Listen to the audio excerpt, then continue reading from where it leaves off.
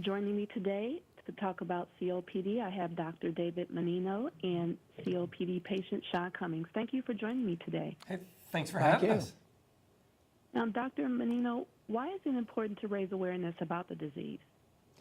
It's important to raise awareness, Makiba, because somewhere around between 24 and 27 million people in the United States have COPD as adults, but only 16 million people have been diagnosed with it. So there's a large burden of patients, potential patients who have evidence of COPD and would benefit from therapy, but had not yet been diagnosed. And this is a disease that is both preventable and treatable. But before you can prevent or treat the disease, and you really need to know who actually has it. So that's why we're on this campaign to increase COPD awareness. And how important is it to know the severity of COPD for determining management strategies? Better understanding the severity of COPD is important for management strategies in that, and we need to approach COPD in several different ways. First of all, we need to reduce risk factors. So, for example, one of the biggest risk factors in the United States for COPD is cigarette smoking. So if a patient is still smoking, they should certainly stop. But not all patients with COPD are smokers or even have smoked in the past, and many people have stopped smoking. So there are other risk factors that we look at. For example, having a history of exposures to various air pollutants or gases or fumes, either in the workplace or at home, having lots of respiratory infections. There's some COPD that actually runs in families, and if there's a strong family history, and there is the rationale to do some genetic testing to see if that might be a potential risk factor. And then once we sort of had the risk factors taken care of, the main goals when we treat COPD is to both improve symptoms and reduce exacerbations. The symptoms of COPD are typically shortness of breath, wheezing, cough, and our goal, and these are things that can make people's lives miserable, keep them from doing what they want to do. So a key goal is to actually make those symptoms much less by using various types of interventions, including medical therapy, but also non-medical therapies such as exercise programs and diet programs. Now, many patients and physicians can feel discouraged by the progressive nature of COPD. But can you speak to how a proactive strategy and positive mindset can help those patients and physicians manage COPD? Absolutely. But I think that attitude is a critically important component of the management of any chronic disease, and COPD is no exception. In the past, I think COPD patients almost felt guilty that they may have done this to themselves because they had smoked in the past or had other sorts of exposures. And that's one of the things that we are quickly trying to change. Sean here, who you'll be speaking to in a minute, is a person who stopped smoking many years ago, but he still developed COPD related to perhaps his smoking exposure, but perhaps related to genetics or other factors. And he was able to do something about that once he was able to get the correct diagnosis. Yes. Now, speaking of Sean, Sean, can you tell us when you were diagnosed with COPD? Sure. I tell you, I was actually diagnosed about 3 years ago, but the symptoms started showing up about 5 years ago pretty clearly. And what I'd tell your listeners and viewers is, what I wish I would have done differently is when those weird things started happening, I wish I was writing them down and make a list, because I'd come home from a run and I'd tell my wife, the air feels really heavy today.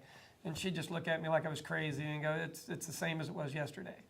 And I played indoor soccer, and I could play for a long time and then drop down from 4 minutes to 2 minutes, and I'd come off and I just literally shortness of breath, couldn't breathe at all. And I just thought I was old. As you get old, you just can't perform as well.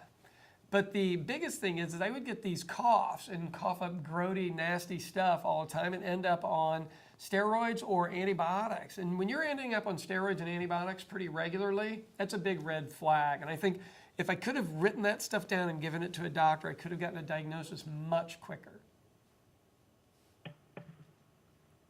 Yes, thank you for sharing your story with us. Now, we know that COPD can be challenging, not only physically, as you mentioned, but mentally, too. Can you speak to the feelings that you're having that COPD brings up, not just for you, but maybe for other patients as well, and how you stay positive personally and in your relationship with your physician? Awesome. That's a great question. So I literally am one of these people. You either choose to live in fear or hope, one or the other, and I choose to live in hope. So I know every day I'm not going to feel great, but I wake up every day and go, I'm going to do something today. And so the days that I feel really, really terrible and junky, like kind of like you're swimming in mud, I set a timer for 15 minutes. And when that timer dings, I got to get off my pity pot and quit feeling bad for myself and go do something. I feel better every single time I go get active. And so if you want to feel better, you can live better. The thing is I do what's called run walking now. I used to be a distance runner, and now I just do where, I'll jog basically for a block. Not very pretty, but I get it done. And then I walk the next block, and then I jog one and I walk one. And since I was diagnosed and finally found a medication that worked really well for me, I've been able to get back to about 80% of where I was. Not to 100, but back to about 80, which is pretty nice. That's wonderful. And can both you and Dr. Mannino share your advice for people living with COPD, be it management and relationships with their provider, as well as advice for caregivers to work together to help improve the overall quality of life? Sure. Sure, I think it's critically important for patients to be well informed. Actually, one of the things that I recommend is that patients get information. The website copdfoundation.org provides a wealth of information for patients that is helpful for them when actually they go in and talk to their clinicians. When I see patients, I love that they come in and actually have a list of questions and for me that I can quickly address with them. The big thing that I think I would suggest is when you talk to your doctor, be really honest about your past. If they know, did you smoke?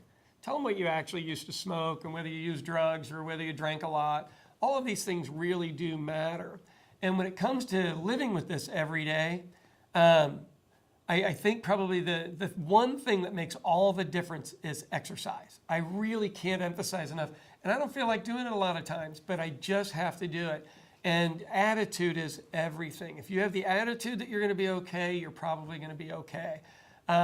This isn't the end. There is hope for it. I mean, when I originally got diagnosed, all I could think of is, oh dear, I've got kids in college, how long do I have? And it was just inaccurate. Once I found the right medications, we were good. And if the first thing you try doesn't work, keep trying other things. You really do have to advocate for yourself and watch out for yourself. Thank you so much for that advice. And thank you again, Sean, for sharing your story with You're us. welcome. And again, for more information on COPD, as well as management tips and ways that you can have a communication with your provider and your loved ones, visit copdfoundation.org. Thank you so much again for joining me today. It's been a pleasure. Thanks for having us. Thank you, Makiba. Have a wonderful day. All right, you too.